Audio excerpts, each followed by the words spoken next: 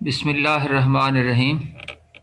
Students, first semester botany zoology physical chemistry में हमने solution का चैप्टर जो स्टार्ट किया हुआ था, उसमें हम कॉलिगेटिव प्रॉपर्टीज़ को स्टडी कर रहे थे। तो लास्ट हमने एलिवेशन ऑफ बॉइलिंग पॉइंट को स्टडी किया था।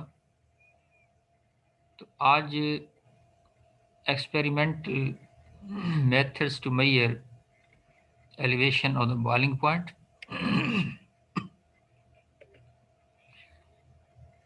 ये दो एक मेथड यहाँ डिस्कस हम करेंगे।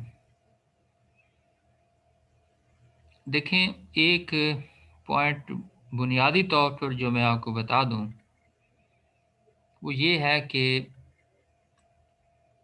एक प्रोसीजर तो हम इसमें स्टडी करते हैं, लेकिन बेसिक पॉइंट सिर्फ ये है कि पहले हम प्योर सॉल्वेंट का बॉइलिंग पॉइंट मेजर करते हैं, उसके बाद उसका सॉल्यूशन बना के हम उसका भी बॉइलिंग पॉइंट नोट करेंगे। जो डिफरेंस आएगा उसे हम एलिवेशन ऑफ बॉइलिंग पॉइंट कह देंगे। यानी ये तो एक सिंपल वे इसका ये हो गया। अब ये सारा प्रोसीजर जिस तरह हम ले रहे हैं, तो ये एक्यूरेसी के लिए है कि बिल्कुल एक्यूरेट मेजरमेंट हम करें। तो थर्मोमीटर भी बेहतर क्वालिटी का लैंड्सबर्गर मेथड है और गालबन कॉटरेल मेथड, ये दो मेथड हैं। वैसे तो ज़्यादा है, लेकिन हम इन दो को इसमें नोट कर रहे हैं। In this method, solution is heated by passing through it the vapors of the pure solvent. This is done to avoid superheating. The apparatus consists of a flask A containing the pure solvent and is connected through a delivery tube to a tube B graduated in cubic centimeters. Toward the top of this tube, there is a hole which permits communication with the outer vessel C. Condenser to condense the escaping vapors is attached to D. The tube B is also fitted with thermometer. ये उसकी एक theory type हमने कह दी। तो ये apparatus सामने आपके boiling solvent है, ये फ्लास्क के अंदर ए है, इसे ये डिलीवरी ट्यूब है, इसे कनेक्ट किया हुआ है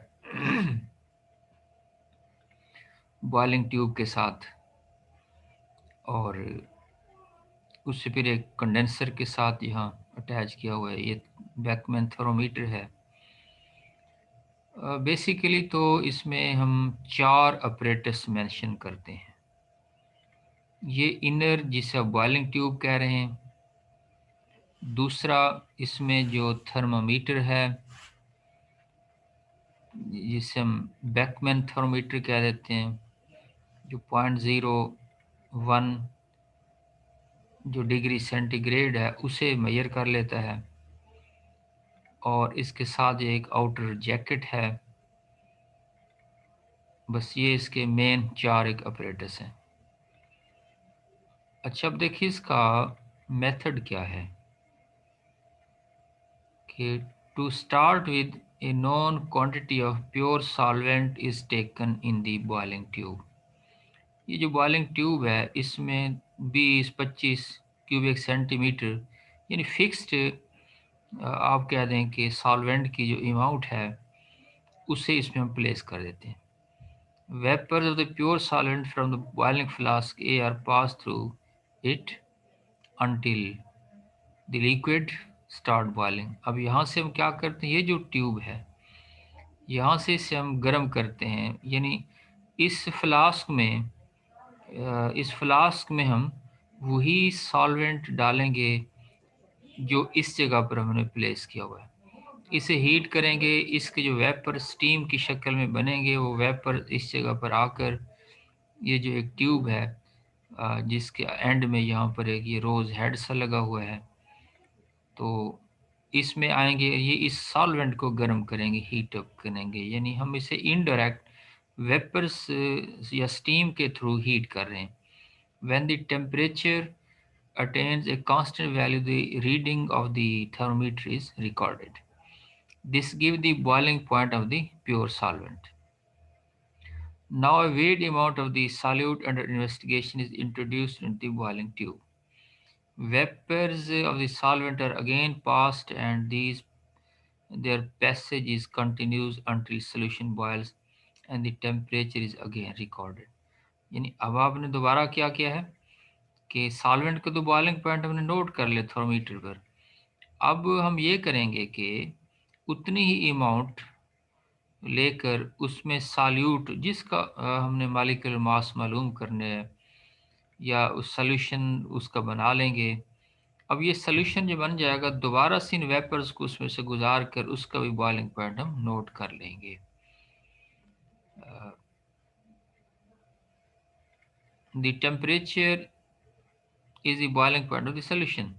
The volume of the solution is noted at this stage. Knowing the density of the solvent, its mass can be calculated.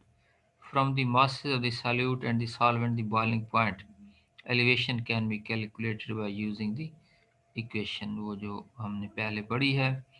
यानी एक तो ये है कि आप नॉन अमाउंट सॉल्यूट इसमें ऐड करके आपको पता होगा कि सॉल्वेंट पहले कितना आपने लिया तो सॉल्यूट कितना मिक्स किया। अदरवाइज वो जो सोल्यूशन बना है उसकी डेंसिटी से भी उसकी मास को हम डिटरमिन कर सकते हैं। दूसरा कॉट्रेल्स मेथड है।